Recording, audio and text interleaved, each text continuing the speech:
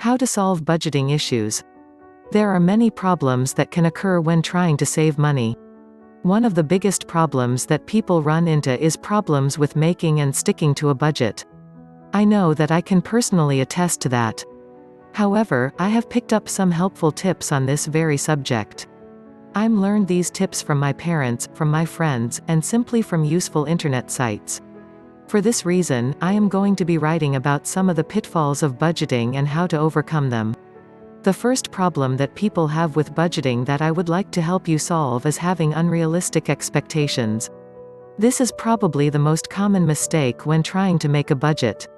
Basically, what happens is that most people get these ideas in their heads that they're going to save a big amount of money per week, per month, per year, etc.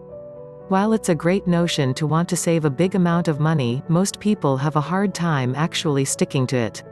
A good example of this actually comes from my personal life.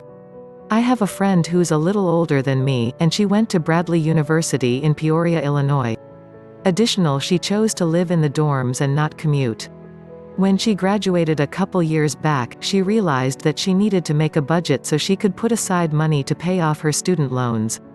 Because she wanted to pay off her loans quickly, she decided to save a fairly good amount of money in comparison to her income.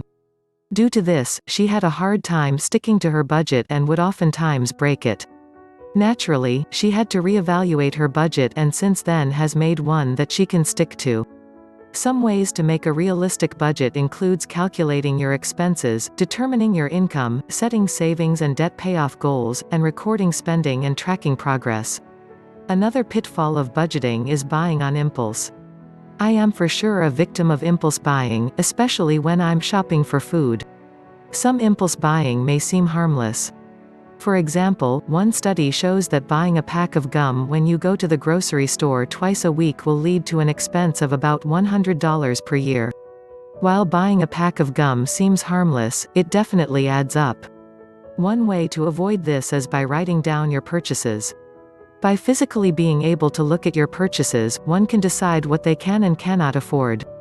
Another way to avoid impulse buying is buying in bulk.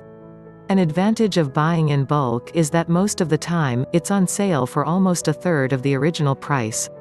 Buying in bulk also helps in making fewer trips to the store, so there will be less temptation to impulse buy.